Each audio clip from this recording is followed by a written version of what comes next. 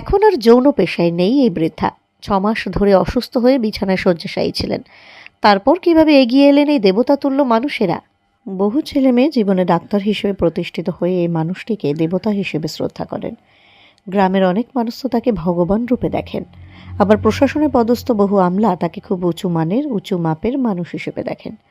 আসলে দিনের পর দিন, বছরের পর বছর ধরে নিঃশব্দে নীরবে মানুষের সেবা করে চলেছেন বলেই তার সুনাম চারিদিকে। আর তার কাজ আরও মহৎ এই কারণে যে কোনো রকম প্রতিদান বা ফলের আশা করে তিনি কাজ করেন না। বড় বড় কাজের বিনিময়ে বহু সংস্থা তাকে পুরস্কার, সম্বর্ধনা প্রায় দিতে চায়, কিন্তু তিনি হাসি মুখে হাত জোর করে জবাব দেন, স্যার, কাজটা করতে দিন। পুরস্কার, সম্বর্ধনা প্রদানের কথা একদম ভাববেন না।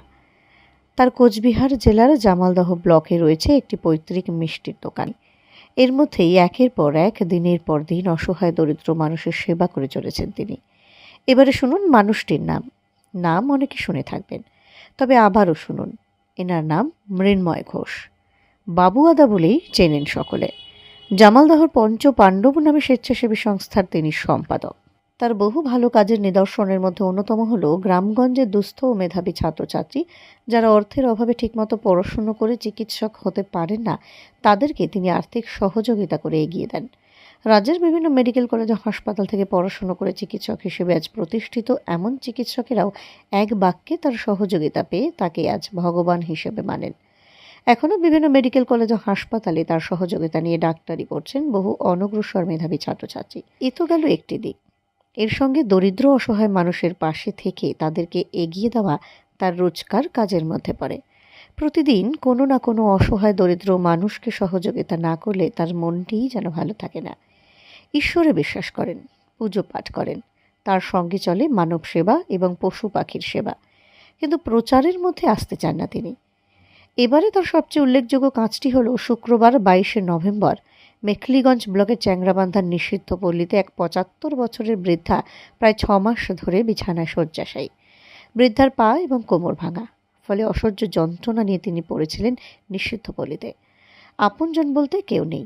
একসময় যৌন পেশায় যুক্ত থাকলেও আজ সেসব থেকে দূরে, কিন্তু এই বার্ধক্যে তিনি অসহ্য যন্ত্রণার মধ্যে রয়েছেন। সেই নিষিদ্ধ পল্লীতে মাঝে মধ্যে সেবামূলক কাজ করতে যান শিলিগুড়ি থেকে রাজবংশী রিপ মিনিস্ট্রির সমাজসেবী রজলি দত্ত। নিষিদ্ধ পল্লীর মেয়েদের স্বনির্ভর করে মূল স্রোতে ফিরিয়ে দেওয়ার অসামান্য কাজ করে চলেছেন রজলি দেবী। তিনি হঠাৎ বিছানায় শয্যাশায়ী সেই বৃদ্ধার অসহ্য যন্ত্রণার খবর পান। এরপরেই রজলি দেবী এবং তার স্বামী বিশিষ্ট সমাজসেবী কৌস্তব দত্ত খবরটি পঞ্চ পাণ্ডবের সম্পাদক মৃন্ময় ঘোষের নজরে আনেন। খবর পাওয়া মাত্রই শুক্রবার আর দেরি না করে মৃন্ময়বাবু সেই নিষিদ্ধ পল্লীতে অ্যাম্বুলেন্স নিয়ে পৌঁছে যান। তারপর সেই বৃদ্ধাকে উদ্ধার করে তিনি এবং তার সঙ্গী সাথীরা মিলে পৌঁছে যান মেখলিগঞ্জ হাসপাতালে। সঙ্গে ছিলেন রজলি দত্ত। এরপর সেখানে শুরু হয় চিকিৎসার প্রক্রিয়া। মৃন্ময়বাবু বলেন, এই বৃদ্ধার পাশে দাঁড়ানোর প্রক্রিয়া শুরু হলো। তাকে সুস্থ করে তোলার জন্য তাদের প্রয়াস অনবরত অব্যাহত থাকবে। মৃন্ময়বাবু এবং অন্যদিকে রজলি দত্তের এই ধরনের মানবিক প্রয়াসের প্রশংসা করেছেন সকলে।